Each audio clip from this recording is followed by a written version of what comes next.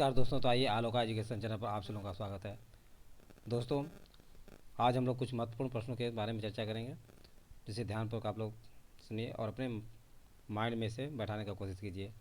तो पहला क्वेश्चन आप लोग के सामने है दोस्तों। अंतर्राष्ट्रीय अंतर्राष्ट्रीय दिनांक रेखा खींची जाती है। तो ध्यान रखिए दोस्तों, कहाँ से खींची जाती है?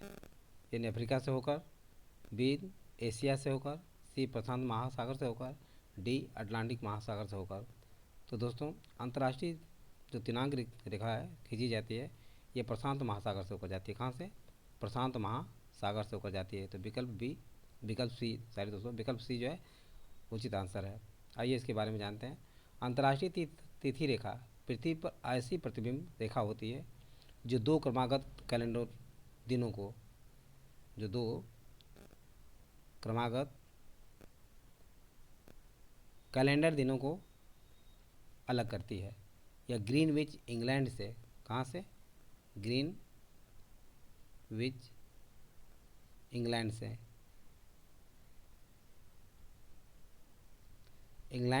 180 विपरीत दिशा में, कितना? 180 डिग्री विपरीत दिशा में प्रशांत महासागर से होकर गुजरती है। उल्लेखनीय है कि जहाँ कोई स्थल भाग पड़ता है इसे मोड़ दिया जाता है। ये बात ध्यान रखिए दोस्तों, जहाँ पे कहीं स्थल भाग पड़ता है तो इसे मोड़ दिया जाता है। तो आप लोगों को समझ में आ गया होगा। नेक्स्ट क्वेश्चन की तरफ बढ़ते हैं। देखिए दोस्तों, तो दूसरा क्वेश्चन ध्यान दीजिए दोस्तों। दूसरा क्वेश्चन आप लोगों के सामने है। ग्लोब पर दो स्थानों के बीच न्यूनतम दूरी नहीं होती।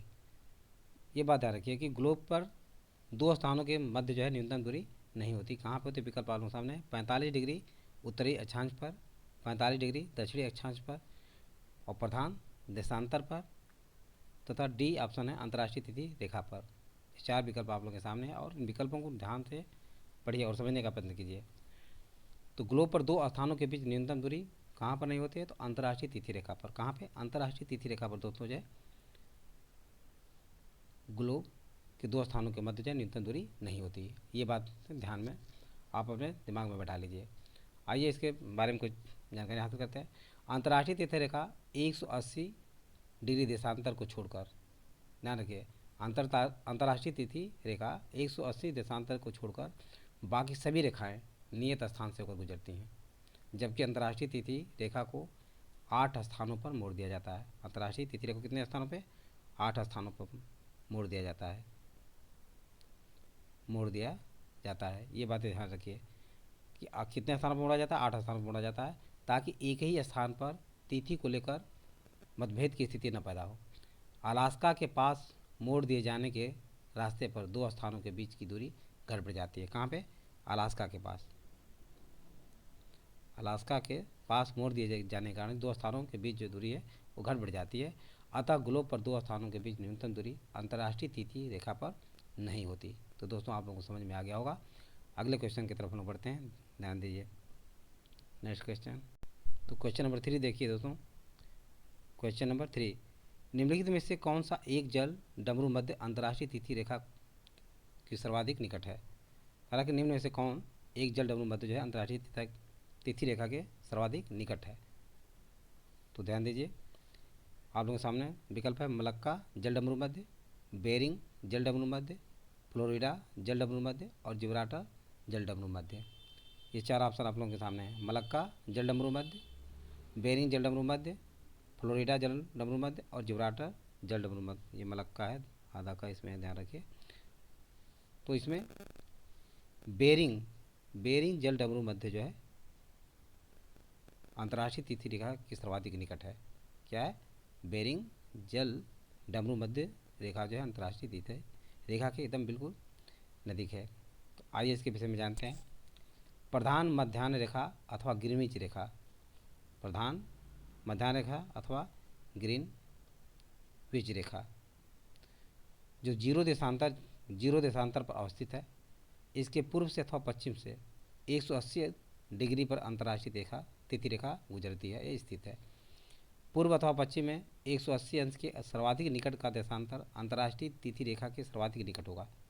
ध्यान रखिए, 180 अंश के सर्वाधिक निकट का जो देशांतर होगा रेखा अंतर्राष्ट्रीय तिथि रेखा के सर्वाधिक निकट होगा। विकल्प में दिए गए जल डमरू मध्यों के देशांतर निम्नानुसार है। मलक्का, ध्यान रखिए, मलक्का। मलक्का दोस्तों जो है 101 डिग्री से 20 पूर्वी देशांतर, यानी पूर्वी देशांतर पर है। मलक्का कहाँ पे है? 101 डिग्री से लेकर 20 पूर्व देशांतर तक है। बेरिंग 169 169 पश्चिम देशांतर। बेरिंग क्या है? बेरिंग जो है 169 डिग्री पश्चिम देशांतर। वहीं पर फ्लोरिडा दोस्तों जो है, कौन सा? फ्लोरिडा, ध्यान रखिए, फ्लोरिडा कहाँ पर है? 79 डिग्री से 45 डिग्री पश्चिम देशांतर। इसके बाद दोस्तों जो है जिब्राल्टर है। जिब्राल्टर को ध्यान रखिए, जिब्राल्टर क्या है? 5 डिग्री से 36, यानी 5 डिग्री टू 36 पश्चिमी देशांतर। कहाँ पे? पश्चिमी देशांतर। तो स्पष्ट हो जाता है कि बेरिंग जल डमरू मध्य जो दोस्तों 169 डिग्री पश्चिम देशांतर अंतर्राष्ट्रीय तिथि रेखा के सर्वाधिक निकट है।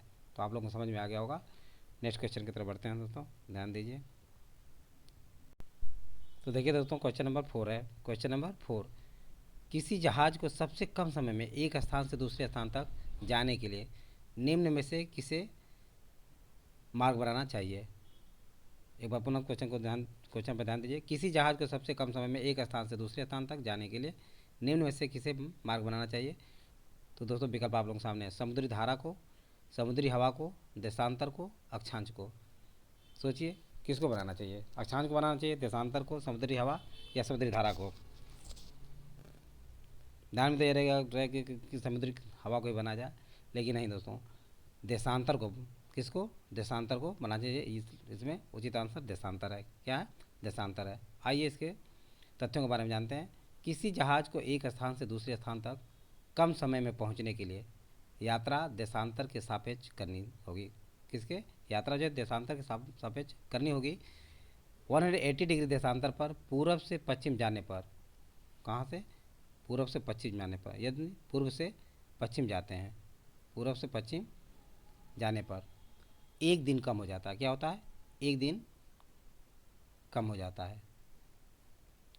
पूर्व से पश्चिम जाने में एक दिन क्या होता है? कम हो जाता है। और पश्चिम से पूर्व जाने पर एक दिन बढ़ जाता है। पश्चिम से पूर्व जाने में एक दिन बढ़ जाता है। ये ध्यान रखिए दोस्तों, ये प्रश्न कई बार जो है परीक्षा में पूछा गया है, और अक्सर मतलब ये प्रश्न जो है परीक्षा में आता रहता है। तो पूर्व से पश्चिम जाने में एक दिन कम हो जाता है और पश्चिम से पूर्व जाने में एक दिन बढ़ जाता है। तो आप लोग समझ में आ गया होगा। नेक्स्ट क्वेश्चन की तरफ बढ़ते हैं। तो देखिए दोस्तों, क्वेश्चन नंबर 5, पृथ्वी की भूमध्य रेखा की कुल लंबाई लगभग है। पृथ्वी की भूमध्य रेखा की कुल लंबाई लगभग है, कितना है? 6500 किलोमीटर, 12800 किलोमीटर, 40,000 किलोमीटर और 5000 किलोमीटर। ये 4 विकल्प हैं आप लोगों के सामने, और इन विकल्पों को ध्यानपूर्वक देखिए कौन सा विकल्प जो है उचित आंसर होगा। तो आइए हम लोग जानते हैं दोस्तों उचित विकल्प इसमें से कौन हो सकता है। तो इसका उचित विकल्प दोस्तों जो है विकल्प सी, यानी 40,000 किलोमीटर। पृथ्वी की भूमध्य रेखा की कुल लंबाई लगभग कितनी है? 40,000 किलोमीटर है। आइए इसके प्रमुख तथ्यों के बारे में जानते हैं। पृथ्वी की भूमध्य रेखा की कुल लंबाई लगभग 40,045 है। कितनी है? 40,045, 40,045 है। यानी पृथ्वी की कुल इक्वेटर जो भूमध्य रेखा की लंबाई है लगभग 40,045 किलोमीटर है, और 24,900 मील है। कितना? 24,901 मील, 24,901 मील है। कितना है? लगभग 24,901 मील। अतः अभिष्ट निकटतम विकल्प क्या है? सी है। इसकी कुल लंबाई का 78.7% भाग जलीय है। कितना? 78.7% भाग, ध्यान रखिए दोस्तों, नोट टू द पॉइंट। 78.7% भाग क्या है? जलीय है, ये जलीय है। और शेष भाग क्या है? शेष भाग यानी एक 21.3% जो है क्या है? स्थलीय है। ये ध्यान रखिए। जितने भी टॉपिक मैं बता रहा हूँ, पॉइंट जो दे रहा हूँ दोस्तों, ये अपने माइंड में बैठा लीजिए। क्योंकि 78.7% क्या है, जली है, और इसमें 21.3% यानी शेष भाग क्या है, स्थलीय है। इक्वेटर की अब लगभग लंबाई आप लोग ज्ञात हो गया होगा, यानी कितना है, 40,045 है। इसमें 40,045 ना दे करके 40,000 दिया है, लगभग में है, तो 40,000 ही पर लगाएंगे। तो विकल्प सी इसका उचित आंसर है। और मिल में यदि पूछे तो 24,901 मिल है। तो आप लोग समझ में आ गया होगा। नेक्स्ट क्वेश्चन की तरफ बढ़ते हैं। Question number 6। क्वेश्चन नंबर 6 देखिए दोस्तों, निम्नलिखित समूह में से किसी एक के देशों में से भूमध्य रेखा गुजरती है। तो किस एक के देशों में भूमध्य रेखा गुजरती है? विकल्प आप लोगों के सामने है। विकल्प ए है ब्राज़ील, जाम्बिया और मलेशिया, कोलंबिया, केन्या और इंडोनेशिया, ब्राज़ील, सूडान और मलेशिया, वेनेजुएला, इथियोपिया और इंडोनेशिया। तो ध्यान रखिए दोस्तों, विकल्प बी उचित आंसर है। कोलंबिया, केन्या और इंडोनेशिया से होकर भूमध्य रेखा गुजरती है। यानी ध्यान रखिए कौन कौन से देशों से होकर गुजरती है। आइए इनके प्रमुख तथ्यों के बारे में जानते हैं। पहला, साओ टोम, जिसे प्रिंसिप भी कहा जाता है। किसे प्रिंसिप भी कहा जाता है। पूरे को ध्यान रखिए कहाँ कहाँ से होकर गुजरती है। दूसरा, गैबन से गुजरती है, गैबन। तीसरा दोस्तों जो है कांगो गणराज, यानी कांगो गणराज और कांगो लोकतांत्रिक गणराज्य। तीसरा कांगो गणराज्य और चौथा जो है कांगो लोकतांत्रिक गणराज्य। कांगो लोकतांत्रिक गणराज्य से होकर गुजरती है। पांचवा उगांडा है, यानी युगांडा, पांचवा उगांडा। छठा दोस्तों जो है केन्या है। सातवां सोमालिया, 7वें नंबर पर सोमालिया है। कौन सा? सोमालिया। 8वें नंबर पर दोस्तों जो है मालदीव एशिया में है। और 9वां इंडोनेशिया है। 9वां कौन सा है? इंडोनेशिया, 9वां इंडोनेशिया है। 10वां किरबाती है, 10वां किरबाती, ये ध्यान रखिए, किरबाती, 10वां किरबाती है। 11वां इक्वाडोर है। 11वां दोस्तों जो है ध्यान रखिए इक्वाडोर है, 11वां इक्वाडोर है। 12वां कोलंबिया है। 12वां कौन सा है? कोलंबिया, 12वां क्या है? कोलंबिया है। और लास्ट 13वां दोस्तों जो है ब्राज़ील है। कहाँ है? ब्राज़ील। यानी कुल 13 देशों से होकर भूमध्य रेखा गुजरती है। एक बार पुनः आप लोग ध्यान से सुनिए। साओ टोम और प्रिंसिप, दूसरा गैबन है, तीसरा कांगो गणराज्य और कांगो लोकतांत्रिक गणराज्य, दोनों में से होकर गुजरती है। Uganda, Kenya, Somalia, Maldives, Indonesia Kiribati, ध्यान रखिए इंडोनेशिया और किरबाती। इसके बाद इक्वाडोर, कोलंबिया तथा ब्राज़ील, इन 13 देशों से जो भूमध्य रेखा गुजरती है। स्पष्ट है कि केन्या, इंडोनेशिया तथा कोलंबिया को समाहित करने वाला विकल्प बी जो है अभिष्ट उत्तर होगा। तो आप लोगों को समझ में आ गया होगा। नेक्स्ट क्वेश्चन की तरफ बढ़ते हैं दोस्तों। क्वेश्चन नंबर 7 देखिए दोस्तों, भूमध्य रेखा निम्न में से किस देश से होकर नहीं गुजरती है? भूमध्य रेखा निम्न में से किस देश से होकर नहीं गुजरती है? तो ध्यान रखिए, अभी मैंने इसका चर्चा किया था, 13 देशों से होकर गुजरती है। अगर आप लोगों के दिमाग में होगा तो आप लोग अवश्य लगा लेंगे कि मतलब किस देश से होकर नहीं गुजरती है। तो पहला विकल्प है केन्या, दूसरा मैक्सिको है, तीसरा इंडोनेशिया है, चौथा ब्राज़ील है। तो केन्या, इंडोनेशिया, ब्राज़ील से होकर गुजरती है, लेकिन मैक्सिको से होकर नहीं गुजरती। तो विकल्प बी आप लोगों का उचित आंसर है।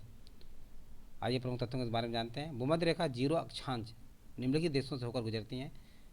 जैसा बताया, Ecuador, Colombia, Brazil, Gabon, Congo गणराज्य, युगांडा, केन्या तथा इंडोनेशिया। अतः प्रश्नानुसार जो है दिए गए विकल्पों में मैक्सिको से भूमध्य रेखा नहीं गुजरती, मैक्सिको से होकर कर्क रेखा गुजरती है। यानी मैक्सिको से होकर कौन सी रेखा गुजरती है? तो दोस्तों कर्क रेखा होकर गुजरती है, ये ध्यान रखिए।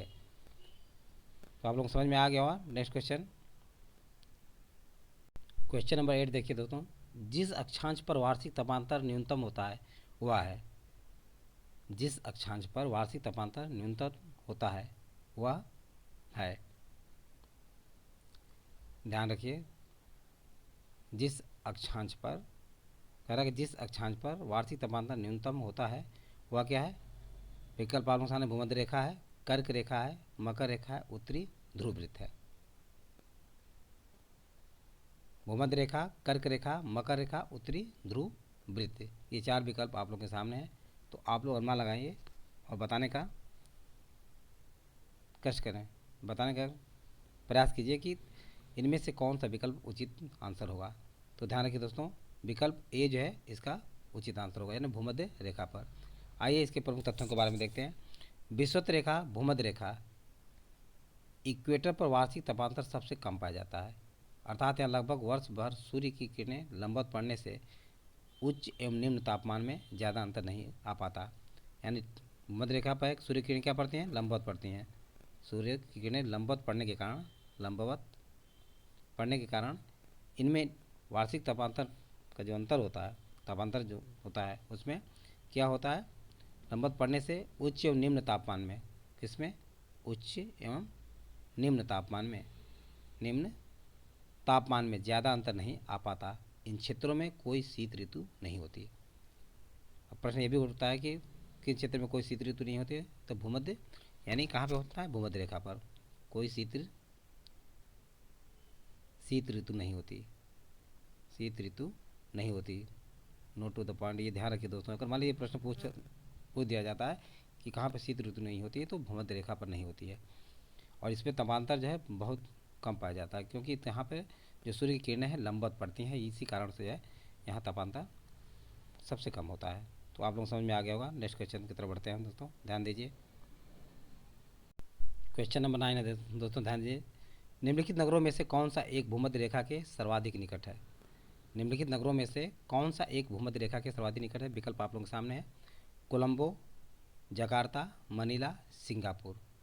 कोलंबो, जकार्ता, मनीला, सिंगापुर में से कौन सा जो है भूमध्य रेखा के सर्वाधिक नज़दीक स्थित है?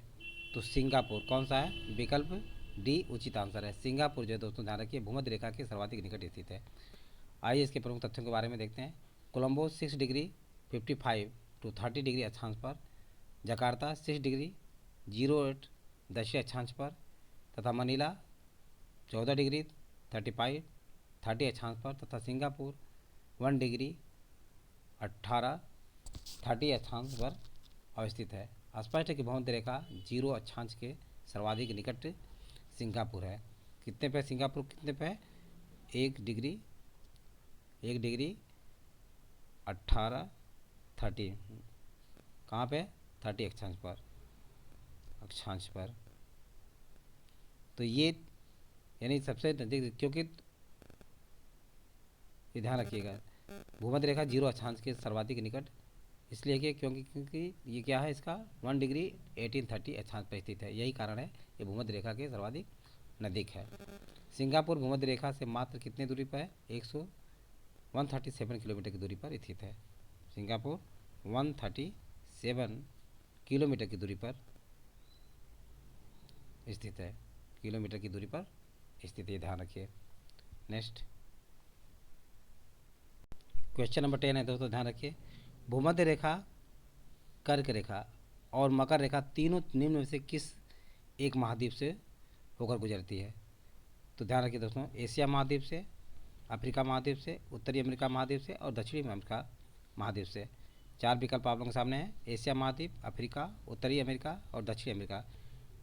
तो ध्यान दीजिए कहाँ से होकर गुजर सकती है ये तीनों, यानी भूमध्य रेखा, कर्क रेखा और मकर रेखा तीनों जो है अफ्रीका महाद्वीप से गुजरती हैं। तो विकल्प बी उचित आंसर है। आइए इसके प्रमुख तथ्यों के बारे में देखते हैं दोस्तों।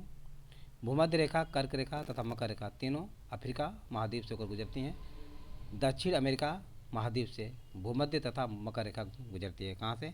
दक्षिण अमेरिका से जो है भूमध्य रेखा और मकर रेखा, कौन सी? मकर रेखा। ध्यान रखिए, प्रश्न अगर पूछ देता है कि दक्षिण अमेरिका से कौन कौन रेखा गुजरती हैं, तो भूमध्य रेखा और मकर रेखा जो दक्षिण अमेरिका महाद्वीप से होकर गुजरती हैं। तो आप लोगों को समझ में आ गया होगा। नेक्स्ट क्वेश्चन की तरफ बढ़ते हैं दोस्तों, ध्यान दीजिए। क्वेश्चन नंबर 11 है दोस्तों, निम्नलिखित में से कौन सी मिश्र धातु नहीं है? विकल्प आप लोगों के सामने है पीतल, स्टील, ब्रॉन्ज। ये ब्रॉन्ज है, क्या है? ब्रॉन्ज। जय, ध्यान रखिए। तांबा, यानी पीतल, स्टील, ब्रॉन्ज और तांबा, ये चार विकल्प आप लोगों के सामने है। तीन में से ये बताना है कि कौन सी मिश्र धातु नहीं है। तो तांबा दोस्तों जो है इसमें मिश्र धातु नहीं है, तांबा मिश्र धातु नहीं है। तो आइए इसके प्रमुख तथ्यों के बारे में देखते हैं। तांबा तत्व मुक्त एवं संयुक्त दोनों अवस्थाओं में प्राप्त होता है, यानी मुक्त एवं संयुक्त ये दोनों ही अवस्थाओं में प्राप्त होता है। कौन सा? तांबा, यानी कॉपर जो है मुक्त एवं संयुक्त दोनों अवस्थाओं में प्राप्त होता है। यह संयुक्त अवस्था में अयस्कों के रूप में प्राप्त होता है। संयुक्त अवस्था में क्या होता है? अयस्क के रूप में प्राप्त होता है, अयस्क के रूप में प्राप्त होता है। कौन? तांबा धातु जो है संयुक्त अवस्था में अयस्क के रूप में पाया जाता है। इसका प्रयोग विभिन्न प्रकार के मिश्र धातुओं के निर्माण में होता है, जबकि पीतल, ब्रॉन्ज तथा स्टील मिश्र धातुएं हैं। तो आप लोगों को समझ में आ गया होगा। नेक्स्ट क्वेश्चन की तरफ बढ़ते हैं दोस्तों।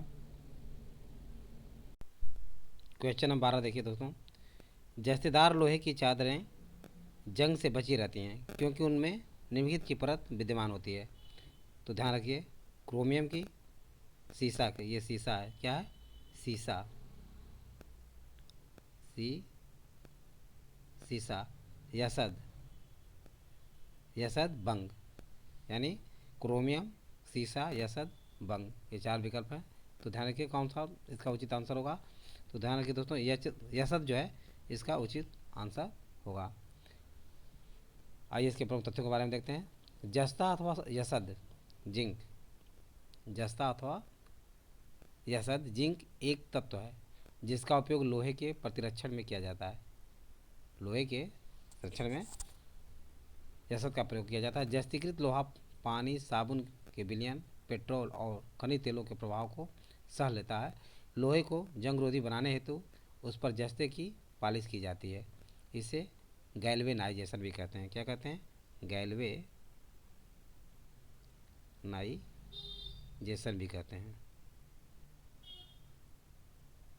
गैल्वेनाइजेशन भी कहा जाता है। तो आप लोगों को समझ में आ गया होगा। नेक्स्ट क्वेश्चन की तरफ बढ़ते हैं दोस्तों। क्वेश्चन नंबर 13 दोस्तों। किस धातु से बने मिश्र धातु को हवाई जहाज तथा रेल के डिब्बे में पुर्जों के काम में लिया जाता है? विकल्प आप लोगों के सामने है। एल्युमिनियम, तांबा, लोहा, इनमें से कोई नहीं। तो सोचिए कौन सा आंसर हो सकता है। विकल्प ए यानी एल्युमिनियम इसका उचित आंसर है। तो आइए इसके प्रमुख तथ्यों के बारे में देखते हैं दोस्तों। एल्युमिनियम धातु तांबे और लोहे की तुलना में हल्की होती है। तांबे और लोहे की तुलना में एल्युमिनियम जो होता है वो हल्का होता है, इसलिए इसका प्रयोग विशेषतया हवाई जहाज एवं रेल के डिब्बों के पुर्जे बनाने में किया जाता है। एल्युमिनियम, ये भी ध्यान रखिए दोस्तों, जंग रोधी होता है, यानी इसमें जंग नहीं लगता है। तो आप लोग समझ में आ गया होगा। नेक्स्ट क्वेश्चन की तरफ देखिए। क्वेश्चन नंबर 14 देखिए दोस्तों। निम्नलिखित धातुओं में से कौन सी एक अमलगम नहीं बनाती है? अमलगम नहीं बनाती है, ध्यान रखिए। पहला विकल्प आप लोगों के सामने है। तांबा, बी जस्ता है, सी मैग्नीशियम और डी लोहा है, यानी तांबा, जस्ता, मैग्नीशियम, लोहा। तो ध्यान रखिए दोस्तों, इसमें लोहा जो है पारा के साथ मिलकर के अमलगम नहीं बनाती। लोहा क्या होता है कि अमलगम नहीं बनता। अमलगम, ध्यान रखिए इसके प्रमुख तथ्यों के बारे में जानिए। अमलगम पारा और अन्य तत्वों से मिलकर, अमलगम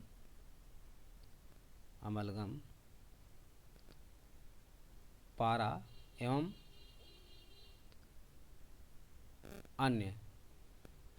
अन्य तत्वों से मिलकर बनता है, परंतु लोहा पारे के साथ नहीं मिलता। लोहा पारे के साथ नहीं मिलता, पारे के साथ नहीं मिलता, पारे के साथ नहीं मिलता है, इसलिए लोहे का अमलगम नहीं होता, यानी पारा लोहे के साथ मिलकर अमलगम नहीं बनाता। तो आप लोगों को समझ में आ गया होगा। नेक्स्ट क्वेश्चन की तरफ बढ़ते हैं दोस्तों। क्वेश्चन नंबर 15 देखिए दोस्तों। टांका एक मिश्र धातु है। टिन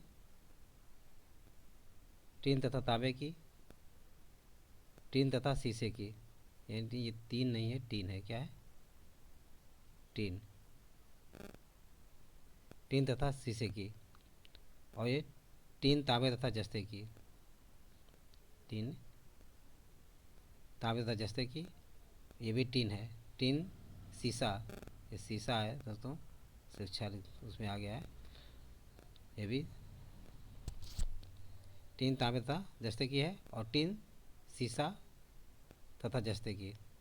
चार विकल्प आप लोगों के सामने आए। तो टाका किसका मिश्र धातु होता है? टीन तथा शीशे की। विकल्प बी इसका उचित आंसर है।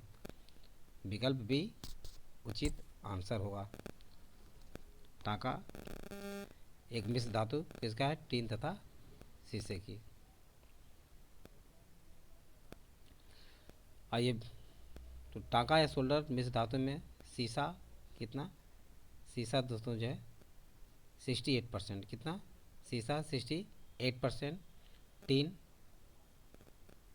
32% पाया जाता है, यानी टीन 32% होता है। तो आप लोग समझ में आ गया होगा। नेक्स्ट क्वेश्चन की तरफ बढ़ते हैं दोस्तों। क्वेश्चन नंबर 16 दोस्तों, पौधों द्वारा ली गई विकिरण ऊर्जा निम्न परिणाम देती है। विकल्प है जल का प्रकाश अपघटन, ऑक्सीजन का अपचयन, क्लोरोफिल का ऑक्सीकरण, कार्बन डाइऑक्साइड का ऑक्सीकरण। तो ध्यान दीजिए दोस्तों, इसमें से कौन सा विकल्प सही है? तो जल का प्रकाश अपघटन, जल का प्रकाश अपघटन इसका उचित आंसर होगा। तो ध्यान रखिए, प्रमुख तथ्यों के बारे में देखिए। पौधों द्वारा ली गई विकिरण ऊर्जा का परिणाम जल का प्रकाशीय अपघटन होता है, जिसमें जल H2O के अणु टूटकर हाइड्रोजन तथा ऑक्सीजन गैस बनाते हैं।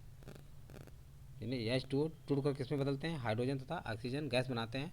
और इसमें H2 आयन इलेक्ट्रॉन वाहक का कार्य करता है। H2 क्या करता है? H2 आयन जो है इलेक्ट्रॉन वाहक का कार्य करता है। जल का प्रकाशीय अपघटन प्रकाश कर्म में संपन्न होता है। तो आप लोग समझ में आ गया होगा। नेक्स्ट क्वेश्चन देखिए दोस्तों।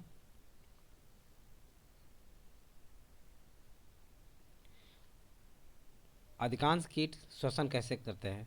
तो ध्यान रखिए, अधिकांश कीट श्वसन कैसे करते हैं? विकल्प आप लोग सामने, त्वचा से, फेफड़ों से, क्लोन से, वातक तंत्र से। तो दोस्तों विकल्प डी जो है इसका उचित आंसर है। वातक तंत्र से अधिकांश कीट जो है श्वसन क्रिया करते हैं।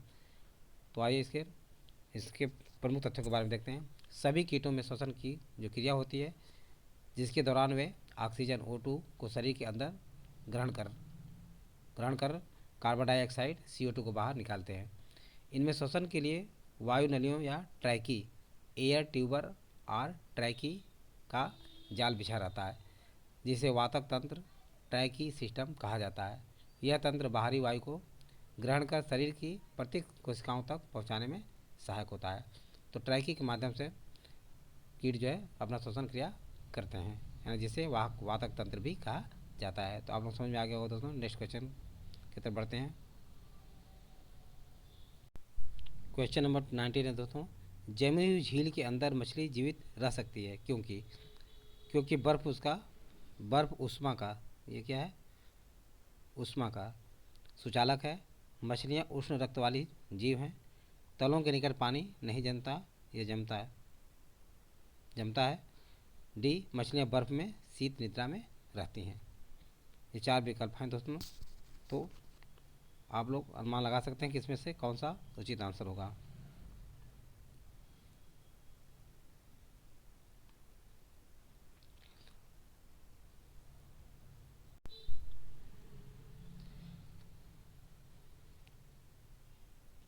जमी हुई झील के अंदर मछली जीवित रह सकती है क्योंकि बर्फ ऊष्मा का सुचालक होता है। मछलियाँ उष्ण रक्त वाली जीव हैं। तलों के निकट पानी नहीं जमता है। और डी है, मछलियाँ बर्फ में शीत निद्रा में रहती हैं। तो दोस्तों इसका उचित आंसर होगा तलों के निकट पानी नहीं जमता।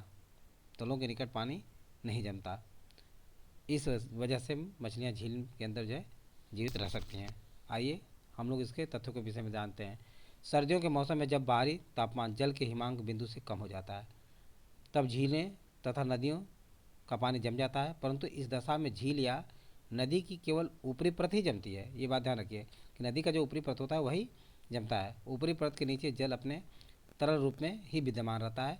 इसलिए मछलियाँ तथा अन्य जलीय जीव जमी हुई झीलों में भी जीवित रह सकते हैं। तो आप लोग समझ में आ गया होगा। नेक्स्ट क्वेश्चन देखिए। सेब के फल में लाली का कारण है। सेब के फल में लाली का कारण है। आइए देखते हैं दोस्तों। Lycopene, anthocyanin, carotene, xanthophyll. तो इसका सेब के फल में लाली का कारण जो होता है एंथोसाइनिन होता है। क्या होता है? एंथोसाइनिन। इसका उचित आंसर बी होगा। तो आइए देखते हैं दोस्तों इसके प्रमुख तथ्यों के बारे में। सेब के फल में लाली का कारण एंथोसाइनिन नामक वर्णीय लवक होता है। लाल नारंगी रंग के वर्णक जैसे कैरोटीन, गाजर में, टमाटर में लाइकोपिन वर्णक, पीले रंग के वर्णक जैसे जेंथोफिल हल्दी में तथा चुकंदर में विटरनिन वर्णक होते हैं। हल्दी में क्या होते हैं? जेंथोफिल होते हैं। हल्दी में जेंथोफिन होते हैं।